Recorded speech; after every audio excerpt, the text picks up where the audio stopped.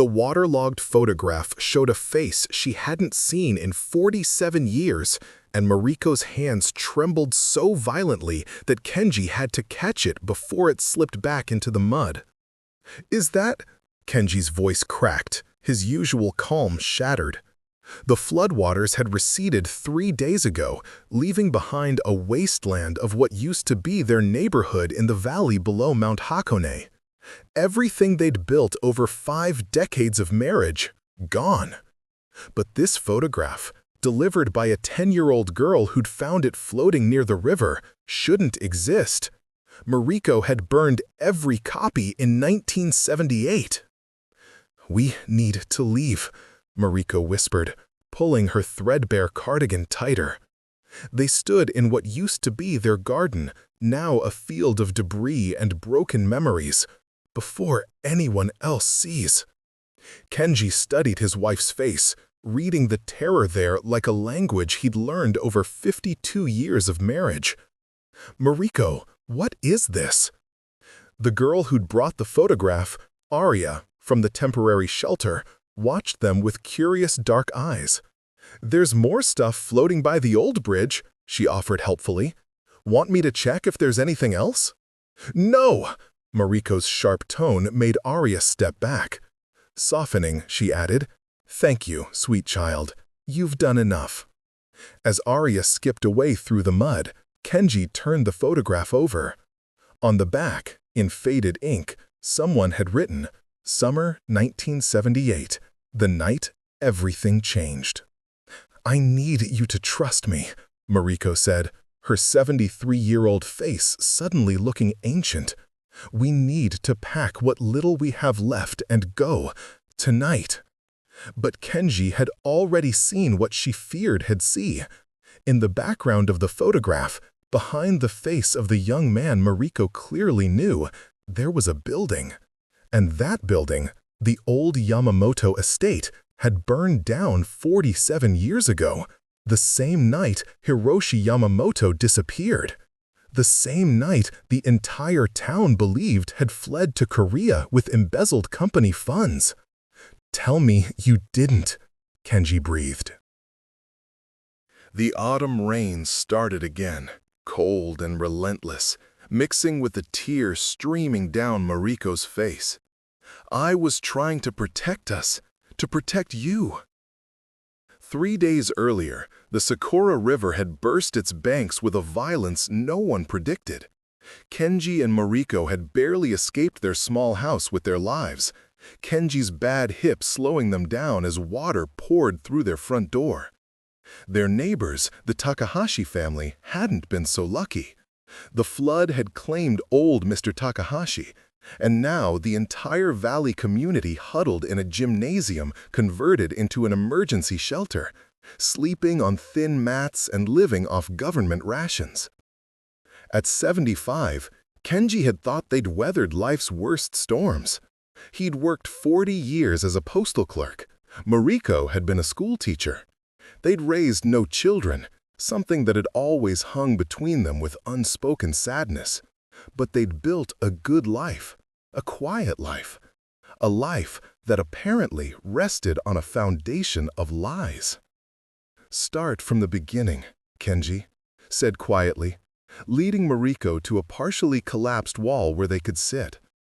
Around them, other survivors picked through rubble, and the sound of reconstruction machinery echoed across the valley. Mariko's hands wouldn't stop shaking.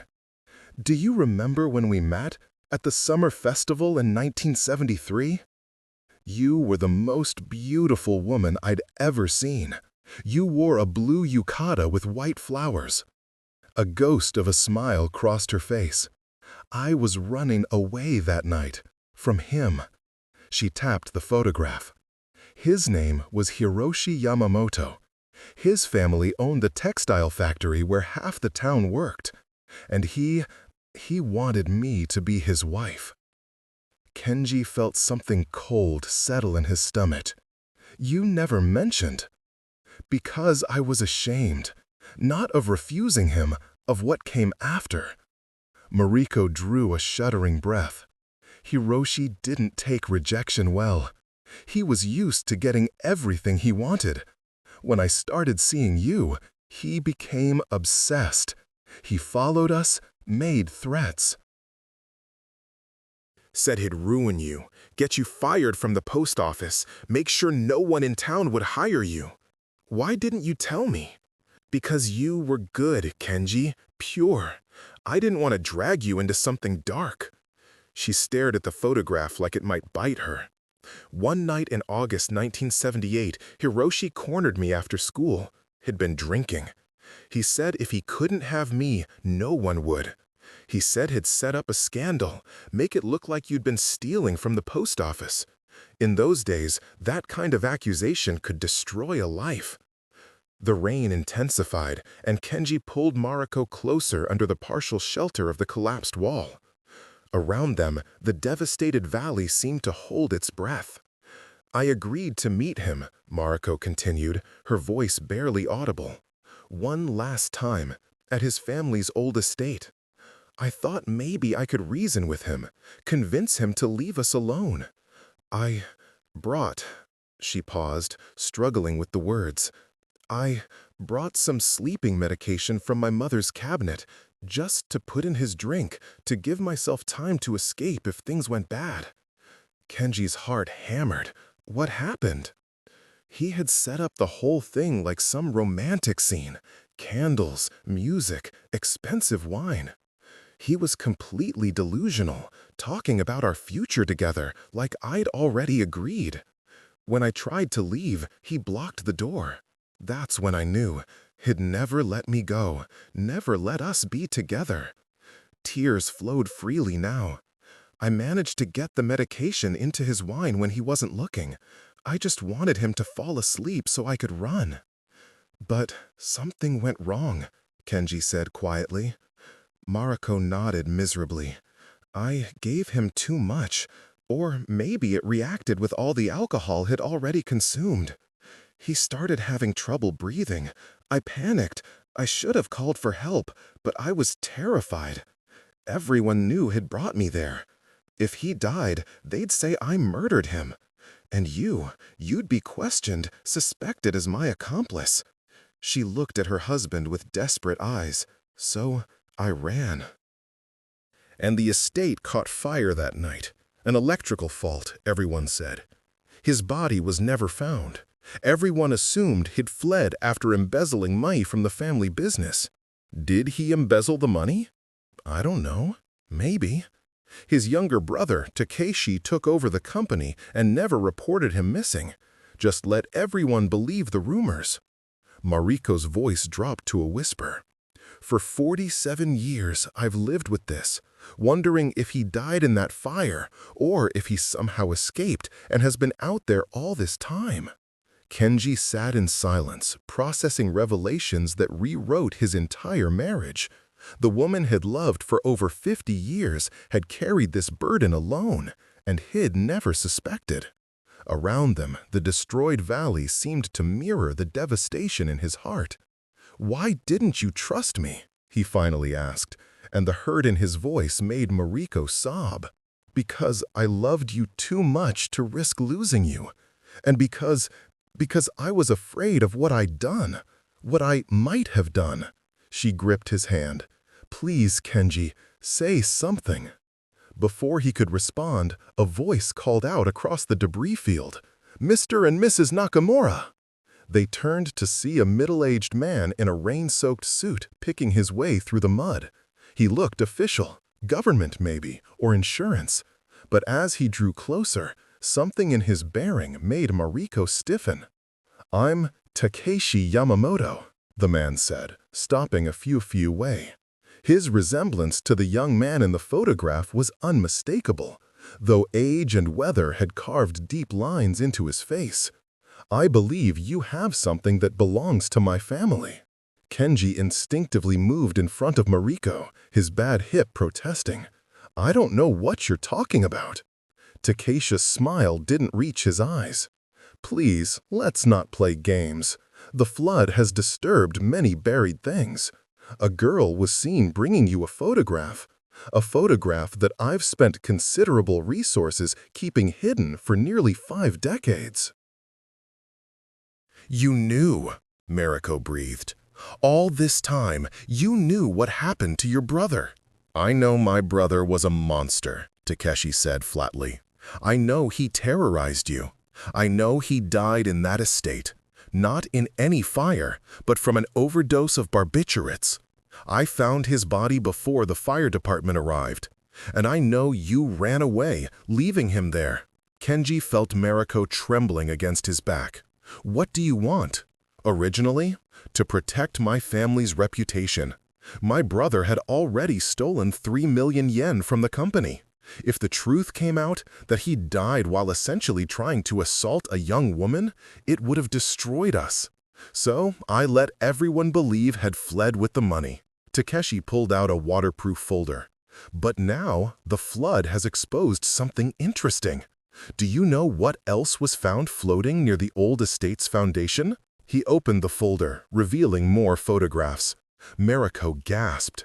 They showed her entering the estate, Hiroshi pouring drinks, and one final image, Mariko pouring something into a wine glass when Hiroshi's back was turned.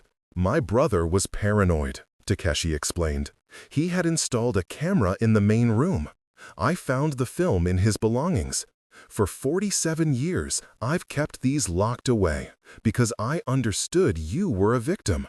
But now, he looked around at the devastated valley. Now I need something from you. Money? Kenji asked bitterly. We lost everything in the flood. Not money. Testimony. Takeshi's expression shifted to something almost desperate.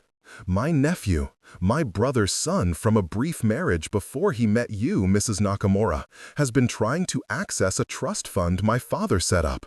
But the will states the money can only be released if we can prove Hiroshi is definitely dead, not just missing.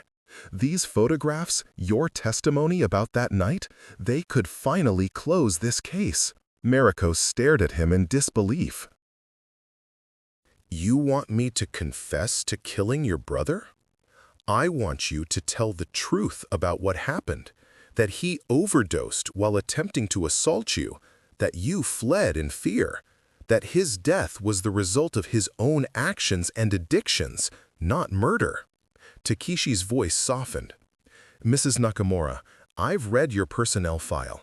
I know you've lived an exemplary life. I know you became a teacher and influenced hundreds of students. My own daughter was in your class. Hana, do you remember? She speaks of you with such respect. Mariko's face showed recognition. Hana, yes, she went on to become a doctor. Because of your encouragement, because you saw potential in her when others didn't. Takeshi pulled out another document. I'm not here to destroy you.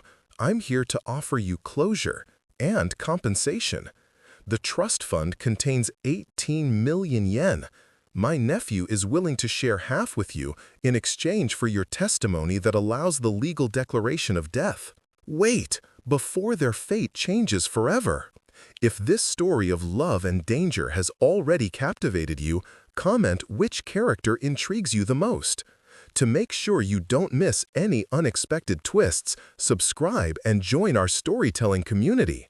The most intense chapter is about to begin. Now, back to the plot. Kenji's mind reeled. 9 million yen, enough to rebuild their house, enough to live comfortably for whatever years they had left. But at what cost? If I testify, Mariko said slowly, I'll be admitting to giving him the drugs.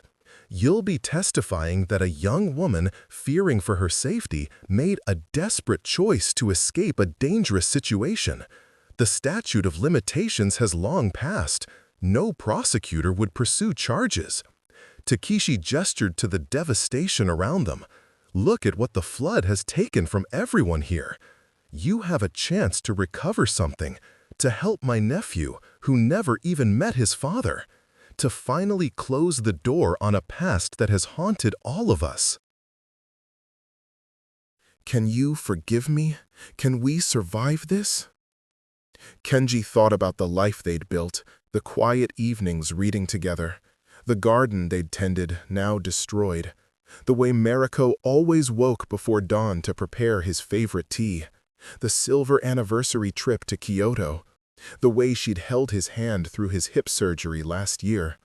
52 years of accumulated tenderness.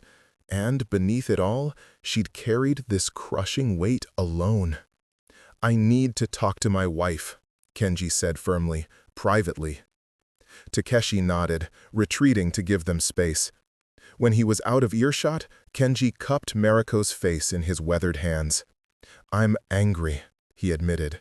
"Not because of what you did. You were young and terrified and trying to protect both of us. I'm angry because you didn't trust me enough to share this burden. Do you know how many nights I watched you wake up from nightmares? How many times you flinched when someone mentioned the Yamamoto family? I knew something haunted you, but I thought if I loved you enough, it would fade. I'm sorry," Mariko sobbed. "I'm so sorry. But here's what I also know," Kenji continued.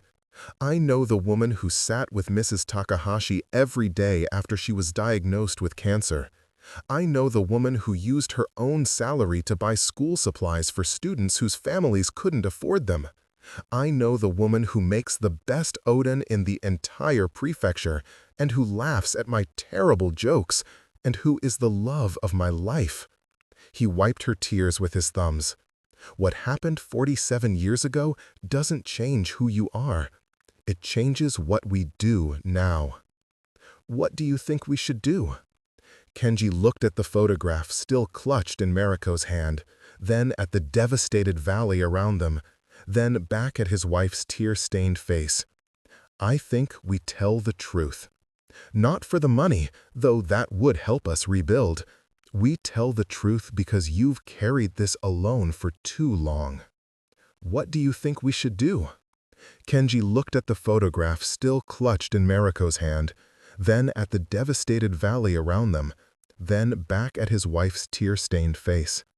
"I think we tell the truth. Not for the money, though that would help us rebuild. We tell the truth because you've carried this alone for too long." We tell it because maybe closure for Takeshi's nephew matters. We tell it because secrets have a way of rotting foundations, and we deserve to build whatever time we have left on solid ground. Mariko leaned into his embrace, her body shaking with relief and fear and gratitude. What if they don't believe me? What if they say I'm a murderer? Then we face it together, the way we should have from the beginning.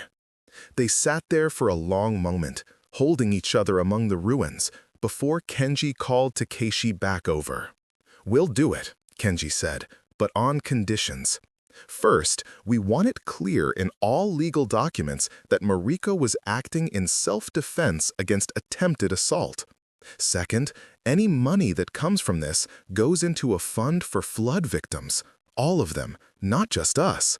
We'll keep enough to rebuild a small house, but the rest helps everyone." Takeshi's eyebrows rose. "That's unexpected." "And third," Mariko added, her voice stronger now, "I want to speak to your nephew, face to face. If he's going to benefit from his father's death, he deserves to know the truth about what kind of man his father was." Over the next 3 weeks, the legal machinery ground forward. Mariko gave her testimony to police investigators, who verified Takeshi's claims about the statute of limitations. The photographs and evidence, sealed in police files for decades, were finally processed. Local news picked up the story, not as a scandal, but as a tragedy from long ago finally finding resolution. The community response surprised everyone. Mrs. Suzuki, who'd been Mariko's teaching assistant for 15 years, organized a letter-writing campaign attesting to Mariko's character. Former students came forward with stories of her kindness and influence. Even the mayor made a statement supporting the Nakamura's decision to direct funds to flood relief. But the most significant meeting came on a gray November afternoon in a temporary office set up in the gymnasium shelter. Hiroshi Yamamoto's son, Yuki, was 32 years old, worked as a software engineer in Tokyo, and had never known his father. His mother had left Hiroshi before Yuki was born, taking the boy and refusing to speak of her brief marriage. "I don't have memories of him," Yuki said, sitting across from Kenji and Mariko. "Only questions. My mother would get this look, scared and sad, whenever I asked. I stopped asking." Mariko studied the young man's face, seeing traces of Hiroshi, but relieved to find kindness in his eyes that his father had lacked. "Your father was troubled," she began, and spent the next hour telling him everything. Not just about that night, but about Hiroshi's brilliance in school, his charm, his slow descent into obsession and cruelty. "He sounds like someone who needed help he never got," Yuki said quietly when she finished. "That's a generous way to see it," Kenji observed. "It's the only way I can process this. My mother struggled with depression my whole life. I think carrying the secret of why she left him aided her." Yuki pulled out his phone, showing them a photo of a woman with prematurely gray hair. "She died 2 years ago, never knowing the truth about what happened to my father." Mariko's eyes filled with tears. "I'm sorry. If I had come forward sooner." "You did what you needed to survive. I understand that now." Yuki took a deep breath. "Mrs. Nakamura, Mr. Nakamura, I want you to keep all the money. Use it to rebuild not just your house, but to continue the flood relief work. My father caused enough pain. Let's use his estate to create something good. But your inheritance? I have a good job, a good life. What I needed wasn't money, it was answers." Yuki managed a small smile, and maybe something else.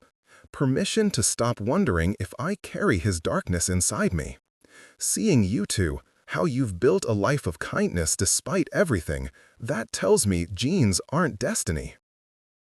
The legal proceedings concluded in December. The court officially declared Hiroshi Yamamoto deceased as of August 1978. Cause of death, accidental overdose in the context of attempted assault. No charges were filed against Mariko. The trust fund was released. But more importantly, something shifted in the Valley community. Mariko's courage in coming forward sparked conversations about other buried traumas, other carried secrets. A support group formed for survivors of assault and domestic violence.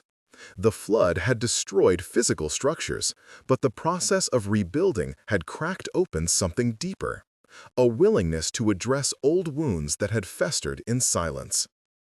The Nakamuras used the inheritance to establish the Phoenix Valley Foundation, funding not just physical reconstruction, but mental health services, legal aid for assault survivors, and educational programs about healthy relationships. Yuki became a board member, commuting from Tokyo monthly to attend meetings. By spring, when the cherry blossoms bloomed again, a small new house stood where the old Nakamura home had been. Single story, designed for aging bodies with careful attention to accessibility. Kenji's hip had worsened over the winter, but the new house had railings and a walk-in shower. On a warm April evening, they sat on their new porch, watching the valley slowly return to life. New buildings dotted the landscape. The Takahashi family, having lost Mr. Takahashi in the flood, had decided to stay, and their grandchildren's laughter echoed across the neighborhood. "Do you have regrets?" Mariko asked, her hand in Kenji's. He considered the question seriously. "I regret that you suffered alone for so long. I regret that I wasn't perceptive enough to see past your smiles to the pain underneath." He squeezed her hand.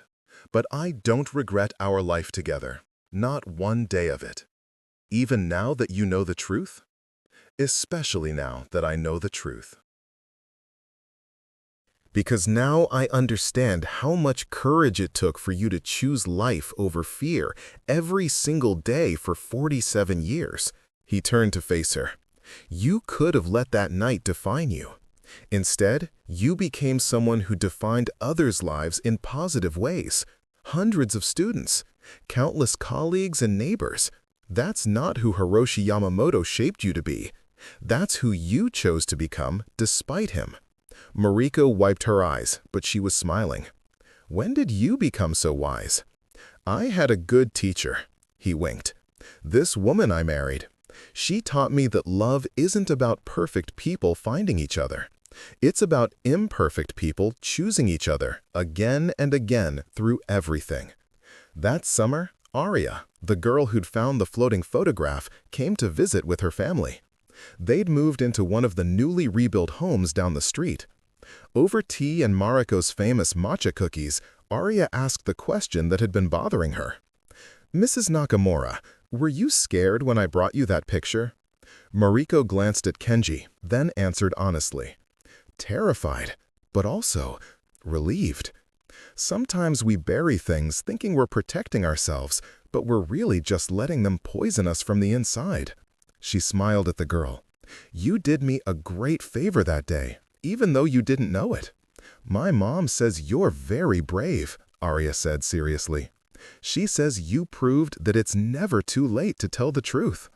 After Aria's family left, Kenji found Mariko standing in their rebuilt garden, staring at the space where vegetables were beginning to grow again. He came up behind her, wrapping his arms around her waist. What are you thinking? That floods destroy everything, Mariko said softly. But they also wash away rot and reveal foundations. We get to choose what we rebuild on top of them. And what are we rebuilding? She turned in his arms, her 73-year-old face radiant in the late afternoon light. Something stronger than before. Something without secrets. A home where truth and love can grow together. In October, almost exactly a year after the flood, the Phoenix Valley Foundation held its first annual gathering. Survivors came together to share stories, celebrate resilience, and mark how far they'd come. Yuki traveled from Tokyo with his fiancée, a kind woman named Akiko, who worked as a therapist. During the gathering, Mrs. Suzuki approached the microphone. I want to share something, she said, her voice carrying across the refurbished gymnasium. For 30 years, I knew Mariko Nakamura as the finest teacher I ever worked with. But this year, I learned she was also one of the bravest women I've ever known. She taught us that it's never too late to face our past, never too late to seek healing, never too late to choose truth over comfortable lies. The crowd erupted in applause, and Kenji watched his wife's face cycle through embarrassment, gratitude, and finally, peace. The weight she'd carried for 47 years had finally, truly lifted. That night, lying in their new bedroom, Mariko said, "Tell me something you've never told me." Kenji chuckled. After everything we've been through, you want more secrets revealed? No, I want more truths shared, big or small. I want us to practice this, being fully known to each other. He thought for a moment.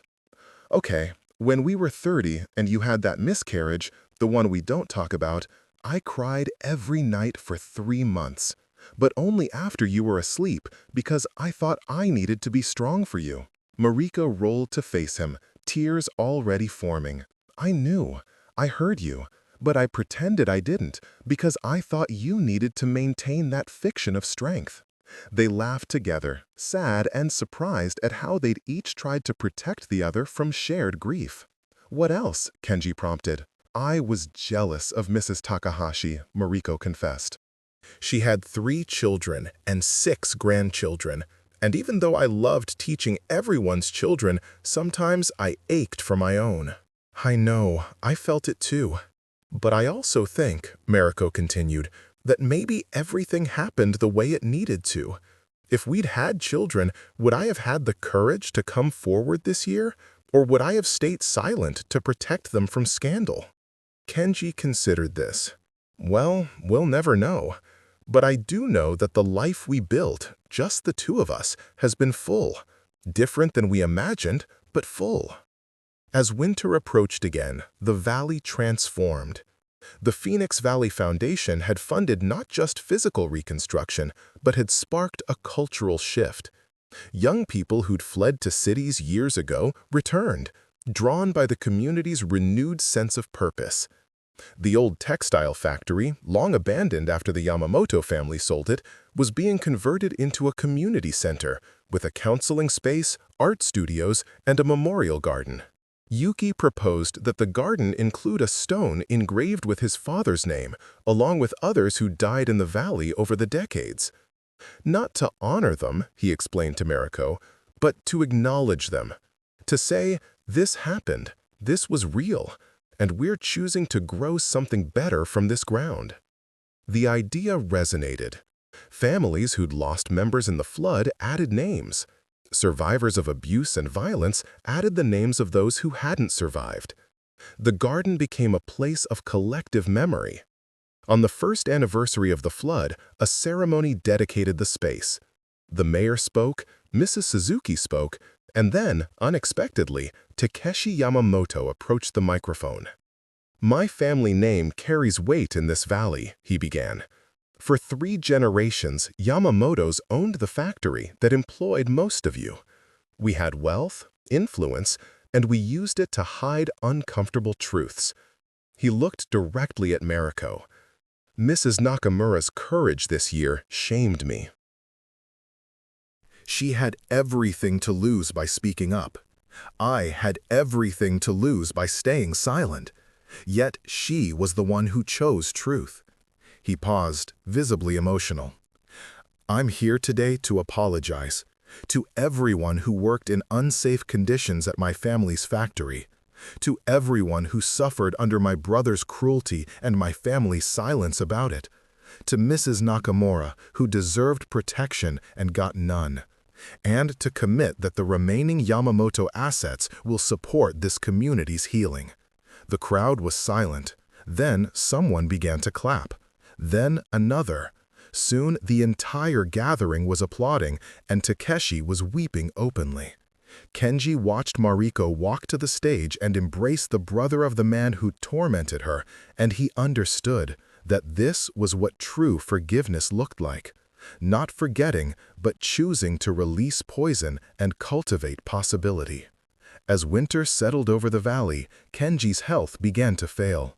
His hip required another surgery, and complications kept him hospitalized for weeks. Mariko spent every day at his bedside, and one gray afternoon when freezing rain pelted the hospital windows, he asked her, "Are you afraid?" "Of losing you? Always." "Of what comes after? For you, I mean, when I'm gone." Mariko took his hand, tracing the familiar lines of his palm. "I used to be. I used to think that without you, I'd fall apart, that the weight of the past would crush me." She smiled. "But this year taught me something. I'm stronger than I knew. We're both stronger than we knew. And if the time comes when one of us has to go on alone, well, manage. Because that's what we've always done. We've managed.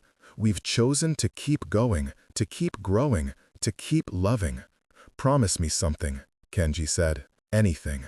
Promise me you'll keep living fully. Not just existing, but living. The way you did this year, when you found your courage again." "I promise," Mariko whispered. "But you have to promise me something too." "What's that?" "Promise me you'll fight to stay." "Because I'm not ready to say goodbye yet, and I don't think the valley is either. We still have work to do." Kenji smiled, despite his pain. "Deal." He recovered slowly. By spring, he was home again, hobbling around the garden with a new walker. The valley bloomed spectacularly that year. The flood's nutrients had enriched the soil, and everything grew with unusual vigor. Mariko planted twice as many vegetables as usual, and she and Kenji spent long afternoons tending them together. One May morning, Yuki arrived with news. Akiko was pregnant. "We're naming her Mariko," he announced, "if it's a girl, because we want her to grow up knowing about courage and second chances." Mariko cried, of course, but these were tears of joy, of completion, of grace. The cycle of life continuing, carrying forward not just pain, but healing. That summer, on their 53rd wedding anniversary, Kenji and Mariko renewed their vows in a small ceremony at the Memorial Garden. They'd done nothing special for their 50th. The flood had happened just months before, and they'd been too overwhelmed. But now, surrounded by friends and the community they'd helped heal, they wanted to mark the occasion. 53 years ago, Kenji said, his voice shaking but strong, I married a beautiful woman in a blue summer dress. I thought I knew her. I thought I knew everything about her. I was wrong. He smiled. It took me 5 decades to really see her, to understand the depths of her courage, the weight she carried, the strength it took to choose love and light despite darkness. He turned to Mariko. I wish I had known sooner, but I'm grateful I know now. And I promise you, for however many days we have left, I will see you, all of you, and love every part. Mariko couldn't speak for crying, so she simply held him, and the gathering cheered. As the sun set over the valley that evening, casting golden light across rebuilt homes and the Memorial Garden's flowering trees, Kenji and Mariko sat on their porch as they had so many evenings before. Do you think we're done? Mariko asked, with revelations and upheaval and dramatic changes? Kenji laughed. I hope so. I'm too old for much more excitement. Good, because I'm ready for boring now. Just you and me and our garden and our community and however many quiet days we have left. Boring sounds perfect. But life, as they'd learned, rarely respected such wishes. That autumn, when the leaves turned crimson and gold, Arya came running to their door with more news. Another flood was forecasted, not as severe, but significant. The valley needed to evacuate again. This time, though, they were ready. The community had established emergency protocols. Homes were built with flood-resistant foundations. The Phoenix Valley Foundation had stockpiled supplies and arranged temporary housing. And when the water came, it found a community that had learned to bend rather than break. Kenji and Mariko rode out the flood in the gymnasium again, but this time surrounded by friends, organizing relief efforts, and comforting frightened children. The water receded after 2 days, and the damage was minimal compared to the year before.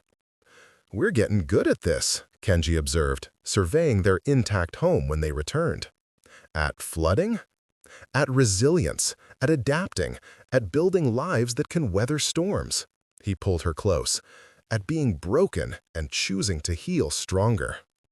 2 years after the first flood, on a crisp November morning, the Phoenix Valley Foundation announced a new initiative, a scholarship fund for young people who'd survived trauma and wanted to pursue counseling, social work, or education. The first recipient was Arya, now 13 and determined to become a therapist. Because of you, she told Mariko at the award ceremony. You showed me that people can heal, that it's never too late to face hard things, and I want to help others do that too. Watching the girl, young woman really, accept her award, Mariko felt the final piece of her old guilt dissolve. What had started as a desperate act in 1978, what had been buried in shame and fear for 47 years, had somehow transformed into this: young people choosing healing professions, a community learning to face its shadows, a valley where truth and compassion grew together like the vegetables in her garden. That night, Kenji found her standing in that garden, looking up at the stars. "What are you thinking?" he asked, wrapping a blanket around her shoulders. "That we don't get to choose what happens to us," Mariko said slowly. "The flood, my past with Hiroshi, your health struggles. Life just happens. But we do get to choose what we do with what happens, how we respond, whether we let it bury us or whether we use it to grow something new." Wise words from a wise woman. I learned them from a patient man who chose to stay married to someone who lied to him for 47 years. "You didn't lie," Kenji corrected gently. "You survived. There's a difference." They stood together in comfortable silence, Two elderly people who'd weathered storms literal and metaphorical, and were still standing, still choosing each other, still growing. The following spring brought the birth of baby Mariko. Yuki and Akiko brought her to the valley for a blessing in the memorial garden, and old Mariko held young Mariko with tears streaming down her face. "She's beautiful," she whispered. "She's named after someone beautiful," Yuki replied. "Someone who taught me that we're not defined by our parents' mistakes, that we can choose who we become." As the seasons cycled through again, Kenji's health stabilized. The doctor said his recovery was unusual for someone his age.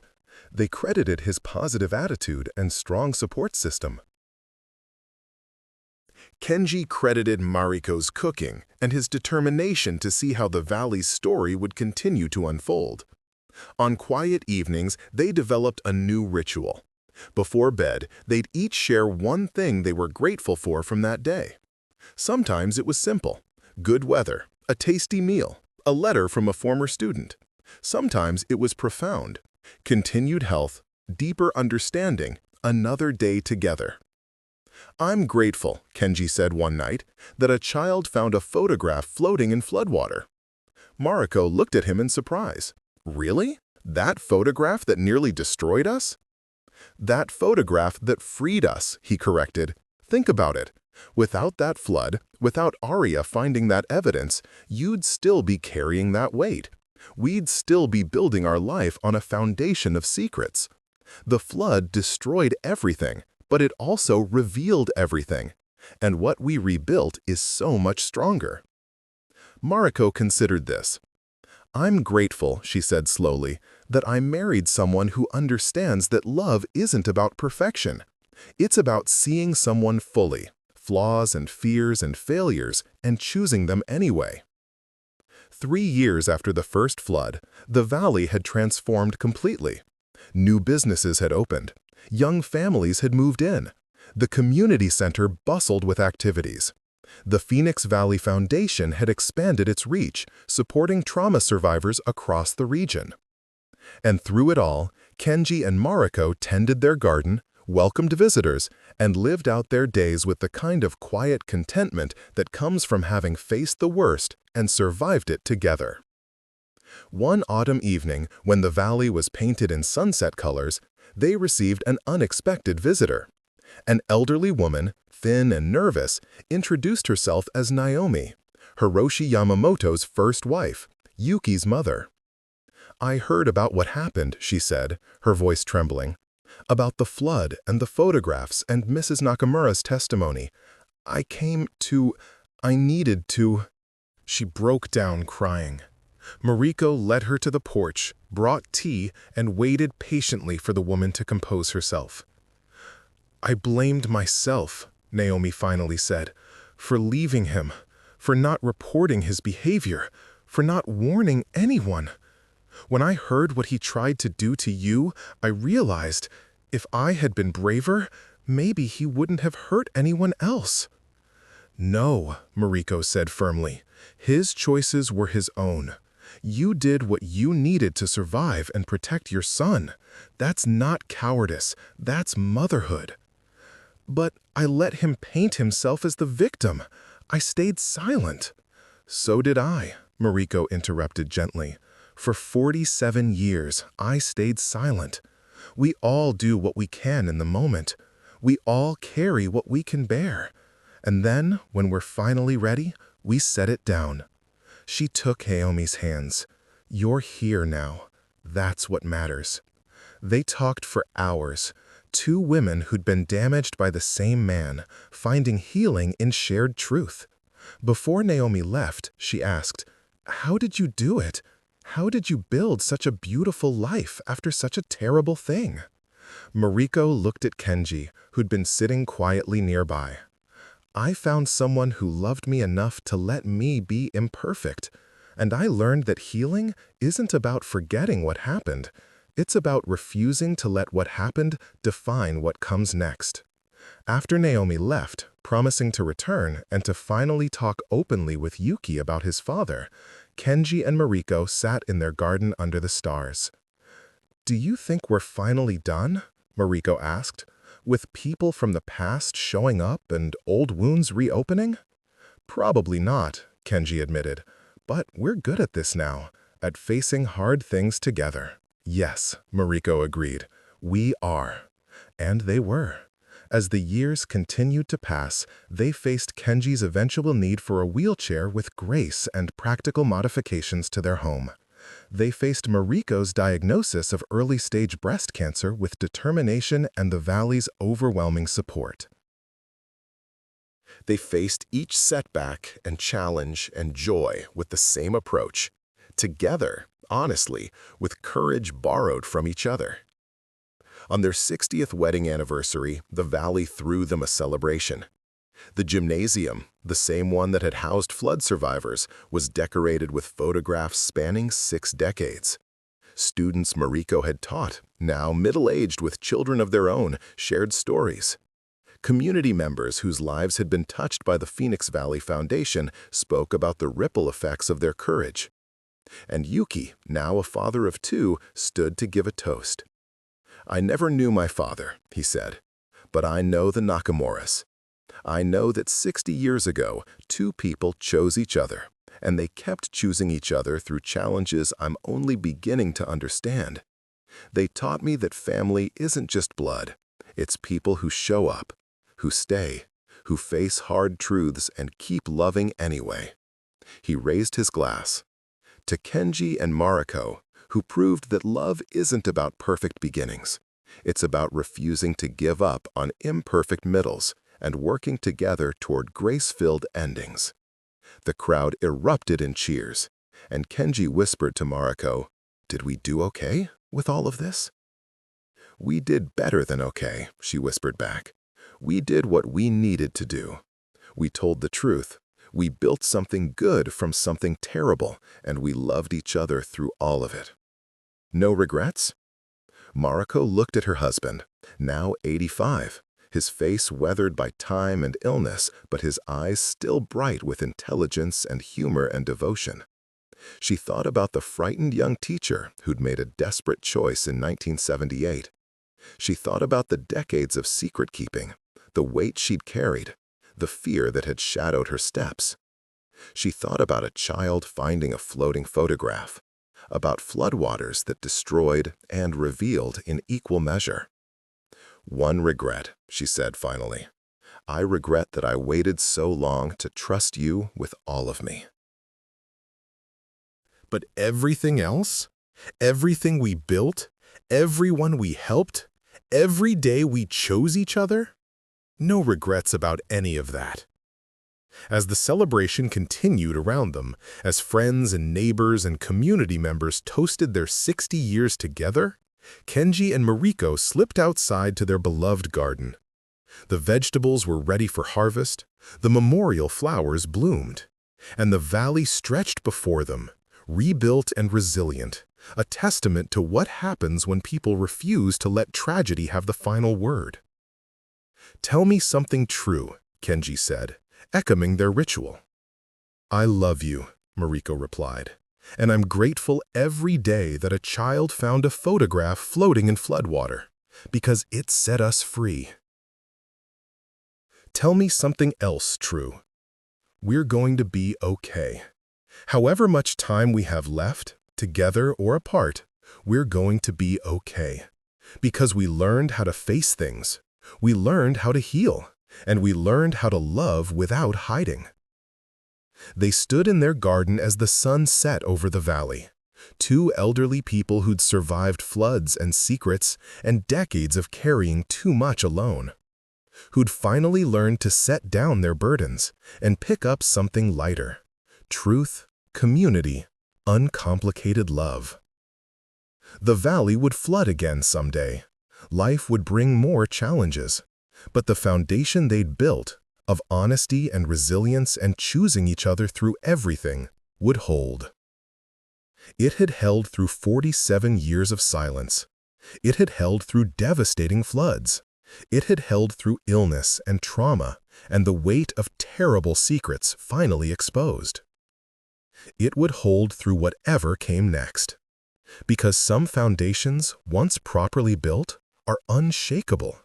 And the strongest ones aren't constructed from perfection, but from imperfect people who refuse to give up on each other, who face their worst truths and choose love anyway, who understand that the most beautiful gardens grow not despite the floods, but because of them.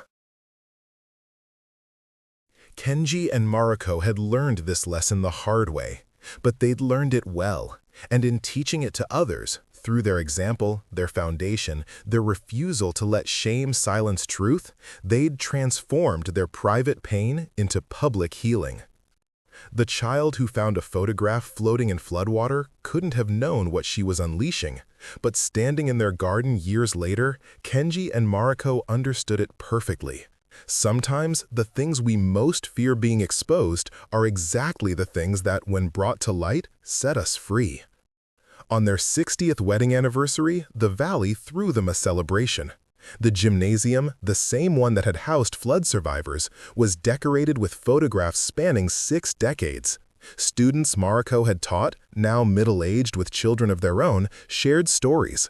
Community members whose lives had been touched by the Phoenix Valley Foundation spoke about the ripple effects of their courage. And Yuki, now a father of 2, stood to give a toast. "I never knew my father," he said, "but I know the Nakamuras. I know that 60 years ago, 2 people chose each other, and they kept choosing each other through challenges I'm only beginning to understand. They taught me that family isn't just blood. It's people who show up, who stay, who face hard truths and keep loving anyway." He raised his glass. To Kenji and Mariko, who proved that love isn't about perfect beginnings. It's about refusing to give up on imperfect middles and working together toward grace-filled endings. The crowd erupted in cheers, and Kenji whispered to Mariko, "Did we do okay with all of this?" "We did better than okay," she whispered back. "We did what we needed to do. We told the truth, we built something good from something terrible, and we loved each other through all of it. No regrets?" Mariko looked at her husband. Now 85, his face weathered by time and illness, but his eyes still bright with intelligence and humor and devotion. She thought about the frightened young teacher who'd made a desperate choice in 1978. She thought about the decades of secret-keeping, the weight she carried, the fear that had shadowed her steps. She thought about a child finding a floating photograph, about floodwaters that destroyed and revealed in equal measure. "One regret," she said finally. "I regret that I waited so long to trust you with all of me. But everything else, everything we built, everyone we helped, every day we chose each other, no regrets about any of that." As the celebration continued around them, as friends and neighbors and community members toasted their 60 years together, Kenji and Mariko slipped outside to their beloved garden. The vegetables were ready for harvest. The memorial flowers bloomed. And the valley stretched before them, rebuilt and resilient. A testament to what happens when people refuse to let tragedy have the final word. "Tell me something true," Kenji said, echoing their ritual. "I love you," Mariko replied. "And I'm grateful every day that a child found a photograph floating in floodwater, because it set us free." "Tell me something else true." "We're going to be okay. However much time we have left, together or apart, we're going to be okay. Because we learned how to face things. We learned how to heal. And we learned how to love without hiding." They stood in their garden as the sun set over the valley. 2 elderly people who'd survived floods and secrets and decades of carrying too much alone, who'd finally learned to set down their burdens and pick up something lighter. Truth, community, uncomplicated love. The valley would flood again someday. Life would bring more challenges. But the foundation they'd built of honesty and resilience and choosing each other through everything would hold. It had held through 47 years of silence. It had held through devastating floods. It had held through illness and trauma and the weight of terrible secrets finally exposed. It would hold through whatever came next. Because some foundations, once properly built, are unshakable. And the strongest ones aren't constructed from perfection, but from imperfect people who refuse to give up on each other, who face their worst truths and choose love anyway, who understand that the most beautiful gardens grow not despite the floods, but because of them. Kenji and Mariko had learned this lesson the hard way, but they'd learned it well. And in teaching it to others, through their example, their foundation, their refusal to let shame silence truth, they'd transformed their private pain into public healing. The child who found a photograph floating in floodwater couldn't have known what she was unleashing. But standing in their garden years later, Kenji and Mariko understood it perfectly. Sometimes the things we most fear being exposed are exactly the things that, when brought to light, set us free.